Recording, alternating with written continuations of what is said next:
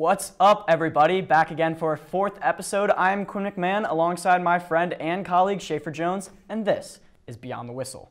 That's right, Quinn. We're back again, and we've only got one thing on our mind, March Madness. Of course, Schaefer, and I'm excited. It's March, and that means only one sport matters in the world, and that is college basketball. Absolutely right, Quinn. Across the world, fans have filled out their brackets, picked a favorite team, and then cried when their team gets out. And we have seen a lot of that this tournament. So why don't we get right down to it? Yeah, we are now in the Final Four, and I can easily say this is the craziest March Madness I have ever witnessed. Only two 1 seeds are still in the tournament, following by a 3 seed and an 11 seed. Yeah, it was a really interesting year. You know, usually there's some underdogs coming out on the first couple of days that ruin a few people's brackets. But let's talk for a second about UMBC beating UVA in the first round. That was unbelievable and destroyed like 19% of brackets on the first day. You know, Schaefer, nobody saw that coming. Like, no one even knew what the heck UMBC was before they started this game. I didn't know where they were from. I didn't have any idea. I mean, learning that they are from Maryland County, it's a little more informative now. But yeah, that UVA team, people think that like they were just another team behind Villanova or Duke or stuff like that, but they were the 1 seed. They were ranked the 1 seed for at least 4 weeks in the regular season, and they were scary. Yeah, it was weird because you know sometimes with the ranking systems you don't know how that stuff come out, but they were a proven team. They had a lot of wins against top 25 teams. So I thought coming into this they were going to at least make a deep run, maybe with an upset coming against Arizona, who also, as we know, came out on that first round. But I think they just weren't tournament ready. You know, they got the jitters or something like that, and just got out right away. You know, one thing I can say is UVA. They are not Duke or Kansas or Villanova or anyone like that. They don't have a lot of experience. They are not a team that's used to being the best college basketball team in the nation, unlike Villanova and Duke. So I agree with you. I think they came into that game against UMBC and they just thought they would walk over them, and they weren't really ready. And they took them lightly, and they paid. They didn't just lose. They lost by like 20 badly. points. Yeah, that was an incredible loss. I mean, I was stunned. But UVA is now out of the tournament, and we are down to our 4 teams. And the first matchup I want to look at is this Villanova-Kansas game. And I think that Villanova is easily the scariest team in this tournament. Coached by Jay Wright, they were the number 1 seed in the nation for 14 weeks during the regular season. They beat Radford in the first round. They beat Alabama in the second round. They've been rolling, and quite simply, they can shoot the lights out. Absolutely, Quinn. You know, they're averaging 87.1 points per game. And that's incredible when you look across the board because that's number 1 overall. They have the best offense this year. And both teams have offensive firepower. I think Kansas is something like, they're 81.5 points too. They're up there in the top 10 scoring teams. But if there's one weakness that Kansas has, it's getting the rebounds off the glass defensively. They rank something like 290th in the league. That's behind teams that didn't even make it into the tournament, whereas Villanova is in the top 150. And although that doesn't sound great for a team that is number 1 ranked seed overall, it's what you'd expect for a team in the tournament at least. And I think they can definitely beat them around the glass, and that will lead to definitely more points and turnovers. You know, I think the thing about Nova is that they're not like a lot of the other teams in the tournament where they rely on one guy to go out and score 30 points a night for them to win. They have talent up and down the roster. I mean, you see Jalen Brunson, he's averaging 19.4 points a game. Mikal Bridges, he's averaging 18 points a game. Amari Spellman coming off the bench. They are really talented. Phil Booth at the guard position. Absolutely. They are loaded up and down the lineup, and I think that's the most important part of a team when you go into March. Yeah, when you have multiple players averaging double digits in a game, it definitely helps out because, like you said, it doesn't rely. You don't rely on any one player making or breaking your tournament run. Let's talk about the team that Villanova will be facing in the Final Four, the Kansas Jayhawks. And as impressed as I am with Villanova, they have their hands full with Kansas. They are not a team that's just going to fold against a good team. It's not going to be an easy matchup. You know, Kansas going 31-7 on the season, came into this tournament strong with a little bit of injury, so that could have put up some questions about a possible upset. But they definitely worked through that. Now they're back to full strength and playing really well. Like I said, they do have that offensive firepower, and they've just been rolling. And we saw in their game against Duke that it wasn't Devontae Graham leading Kansas to that win against Duke, which it normally has been for the Jayhawks this season. But Devontae Graham, he played a good amount of minutes against Duke, but He didn't lead the team in points. He didn't lead the team in rebounds, but instead it was Newman from the corner knocking down 3 after 3 after 3. And their defense held tight when Duke was making a run. You know, Grayson Allen had that chance to end the game with 3 seconds left on the clock, and it rimmed in and rimmed out.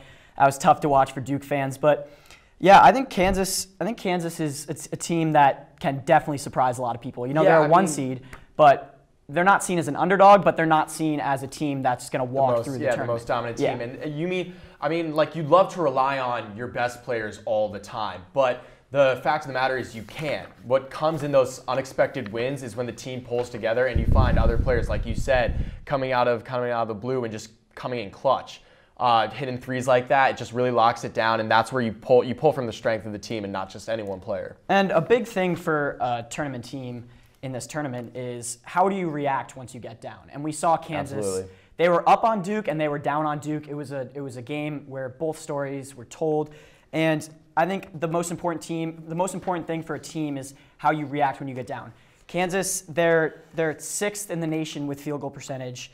They're scoring 81.5 points a game. They can put the ball in the hoop, and that's big when a team goes up on you, is how you react. They're good on defense. They're big in the middle. They're good on the glass. They can block shots, and then they're going to run down the court in transition and put the ball in the hoop the other end. So I think that's big. That's huge for a team. Yeah, I think it's going to be a high-scoring game. Like we said, both teams in the top 10 in terms of total offense. It's going to be a high-scoring game. Like I said, it's going to be close, but I think ultimately Villanova is going to pull this one out. Just because, like I said, they're a little bit better around the glass and getting the ball back. And this is their 3rd seed, and this is their 3rd year in a row being a 1 seed. And let's not forget that they won it all 2 years ago over UNC in the championship. But let's move on from that matchup to the next matchup, which I almost think is a little more exciting, more surprising, definitely. Yeah. I mean, it's probably not going to be a better game based on skill, but I mean, who doesn't want to watch Loyola Chicago, the Ramblers, the 11th seed? They have been rolling, and every single round, people have been like, all right, this is the round where they get struck by reality and they get knocked out. But they haven't. Yeah. They've won every game. They've won every game in the last seconds of the game. Not to Absolutely. Those first 3 games that they won came from a combined 4 points. Yes. Which is unreal if you think about it. That basically means 1 shot determined each of those first 3 games, excuse me. And then the one game where we did see them take more of like a leading role in like an actual tournament win was versus Kansas State. And they rolled to that victory. What was it? 78-62. They were kind of in control for that whole 4th quarter, and that was when they showed some dominance. But they're going up against the best team defensively in the tournament, at least in my opinion, Michigan. Yes. That's the thing about Loyola Chicago is they're in the Final Four, and they have been rolling this tournament. But the question is, have they played a team that is good enough to dominate them? I mean, you look at who they played. They played Miami, they played Tennessee, they played Nevada, and they beat Kansas State. None of those teams are Dukes or Villanovas or anyone like that. So people are wondering if Loyola Chicago has kind of had an easy walk through their schedule. But that's beside the point because they have been playing great basketball. And definitely. Their competition hasn't been the strongest possible in the tournament, but they have still been putting the ball in the hoop. They still have been blocking shots, and they have looked really good. So I wouldn't. Yeah. Although they haven't played a team as strong as Michigan yet, I would not go against Loyola Chicago based on how they've played this tournament. And each of the teams they've been playing against have been playing great basketball. I mean, Kansas State, like they weren't ranked very high, but they were playing great throughout the tournament. And I definitely thought it was going to be a closer game than it was, especially when they took that leadership role. So it's interesting to see the development of Loyola Chicago actually like growing in their skill level, probably becoming a little bit more confident and learning how to play the game really in the tournament setting. Yeah, so Loyola Chicago is coming into the game against Michigan as the 5-point underdogs, and we've really seen some kids on Loyola Chicago step up and make a name for themselves when they went from being unknown basketball players at a small name school to playing in front of millions of people with millions of people watching. And one of the guys I've been impressed with is Dante Ingram for the Ramblers. Yep. He's averaging 11.3 points this tournament with 6.3 rebounds, and he's been everywhere on the court for the Ramblers. Not to mention Clayton Custer, he's averaging 13.2 points, and Marquise Towns averaging 11.2 points. And the Ramblers are not the prettiest team, but they get it done. Absolutely. They work their hardest. That's the thing.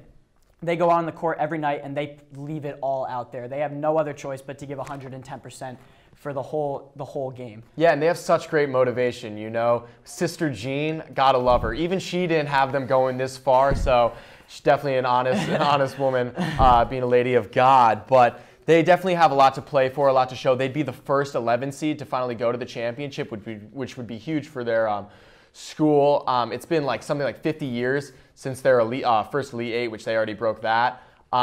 Since their Elite Eight 50 years ago. So they're playing good basketball. They have a lot to play for, but like we said, they're going up against one of the toughest teams and proven teams in this tournament, Michigan. And let's talk about Michigan for a second.